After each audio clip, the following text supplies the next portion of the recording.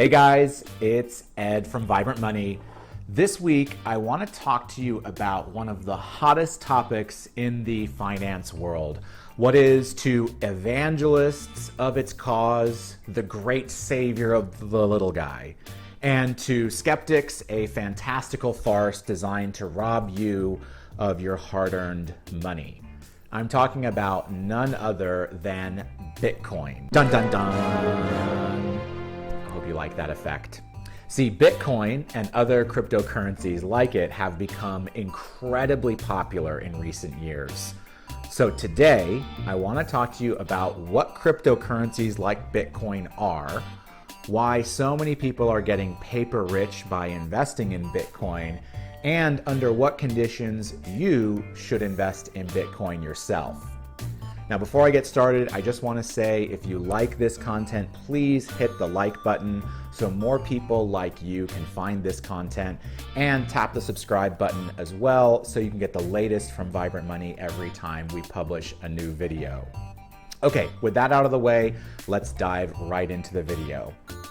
First, what is Bitcoin? What is cryptocurrency? What is blockchain? Let's get some of the basics out of the way first.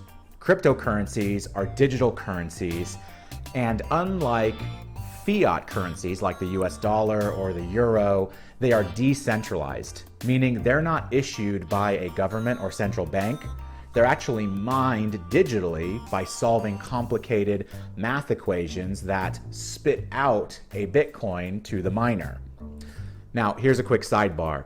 The world's largest Bitcoin farm is actually based in Rockdale, Texas, and it's reported to have 1 gigawatt of energy consumption. That's enough energy to power 750,000 homes for a month.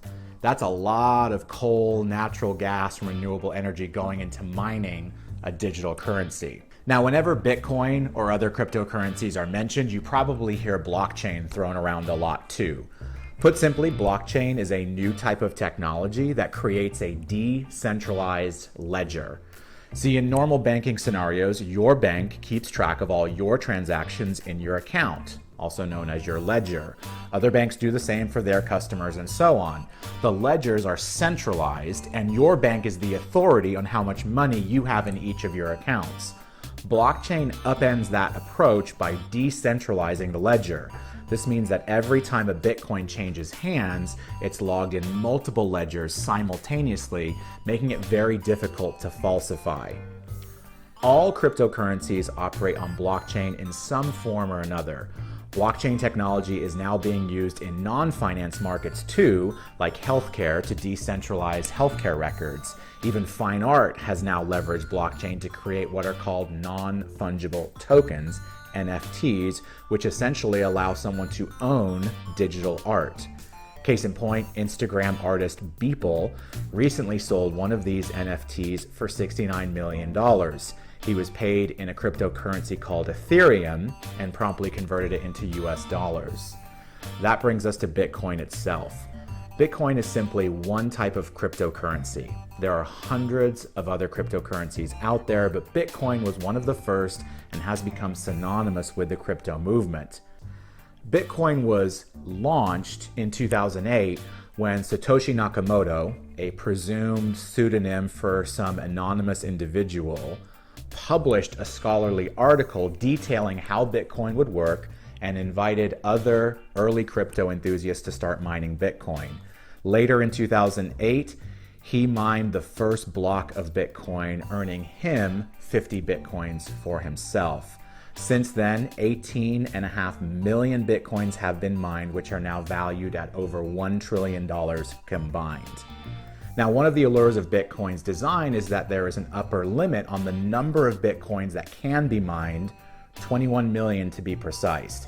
As of 2021, there are just 2.1 million that have not been mined yet. By creating this upper limit, cryptophiles believe that the price of Bitcoin will skyrocket even further, and we'll just have to wait and see. Okay, so why does your neighbor now want you to start buying Bitcoin? Many people are getting paper rich on Bitcoin, and your neighbor or your cousin or your coworker may be talking to you about starting to buy it. First, the reason I call Bitcoin growth paper rich is because just like if you invested in a stock that goes up in value, Bitcoin is still converted into US dollars or some other fiat currency when a holder of Bitcoin wants to cash in and buy that new Lamborghini or private jet.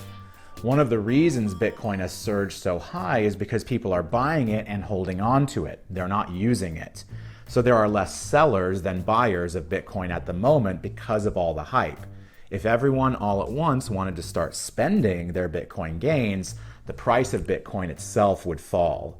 I suspect this will happen once the virus begins to subside and life returns to normal, whatever that means. See, many individuals purchased Bitcoin in 2017 when Bitcoin reached its highest point to date of $17,000 per Bitcoin.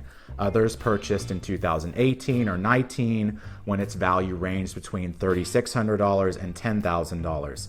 Either way, if you purchase at any point before September 2020, you're sitting on a ton of growth. That's because Bitcoin has skyrocketed to $61,000 per Bitcoin in just 6 months. That's a 500% increase. And this is where the old cliche must be stated. If it sounds too good to be true, it probably is. So you may be talking to someone who did in fact purchase a fraction of a Bitcoin in the past few years, and they feel like they're an investment genius. The truth is, they're probably not. So the reason that Bitcoin has skyrocketed in recent history is not because of its intrinsic value as a currency. There are 5 major factors that have contributed to Bitcoin's recent surge. The first is that almost every financial investment has grown over the past 10 years compared to the previous decade. We're in the middle of a massive bull run since the 2008 housing crisis. In the past several years, the stock market, the real estate market, and other assets have all grown. And if you started investing during this time, you might feel like an investment genius. This has led individual investors to throw more money at high-growth stocks and assets like Bitcoin without evaluating their underlying value. The second is that Bitcoin itself is super hyped up right now. Elon Musk changed his Twitter profile to #Bitcoin, and Bitcoin jumped 32% in just a few days. Whenever an asset responds that much to one individual, you should be a bit skeptical. The third is that the virus has created the conditions for Bitcoin to rise even more. We've been stuck at home for a year, but we've been given lots of stimulus money, unemployment benefits, mortgage and rent moratoriums. All this extra cash lying around with nowhere to spend it has led many assets to grow, including Bitcoin, with people not necessarily spending money on vacations or other goods and services. The fourth is low interest rates. The Federal Reserve has kept interest rates low, which has led some larger investors to borrow money at low rates and start using that money in the stock market and investing in Bitcoin. And the fifth is artificial GDP growth. The combination of government spending and low interest rates has meant that a lot of people are now concerned about inflation. Bitcoin is seen as a substitute for gold and has drawn attention from many inflation hawks who fear that their dollars are going to be worth less in the next 10, 20, or 30 years. And that's brought more people to the table to buy Bitcoin because if interest rates start to go up, inflation may start to become a problem and Bitcoin will go up in value. So, should you buy Bitcoin? In my personal opinion, you probably shouldn't invest in Bitcoin because at this point, it's closer to gambling in a casino than investing in an underlying asset. It's not clear yet if governments around the world will regulate or restrict the use of Bitcoin, and if they do, the price will drop significantly. In fact, the Chinese government plans to launch its own digital currency issued by their central bank. The Federal Reserve of the United States is also considering a similar move.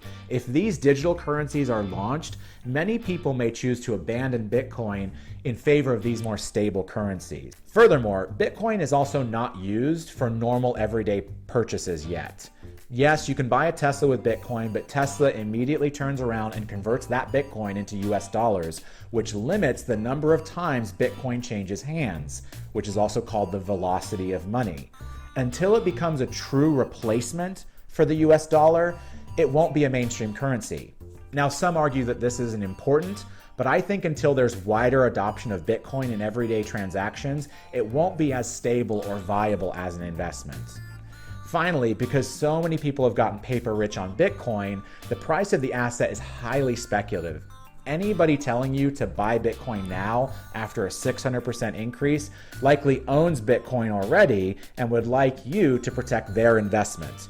You do not want to end up being the biggest fool in this hype cycle and buy at the peak. Now, this video may not age well if in 1 year Bitcoin is worth $120,000. However, the argument will still stand that this ride to the moon that Bitcoin may experience will be rocky. There will be big peaks and big valleys. I only suggest buying Bitcoin if you're willing to lose the money. Do not bet your retirement on this asset. Make sure you're out of debt, have at least 6 months of savings in a savings account, and if you're contributing to your retirements and you have some money left over, sure, go ahead and give it a shot. But if you're not there yet, don't risk it on this speculative asset. So what do you think? Do you own Bitcoin? Do you think I'm overly conservative? Let me know in the comments.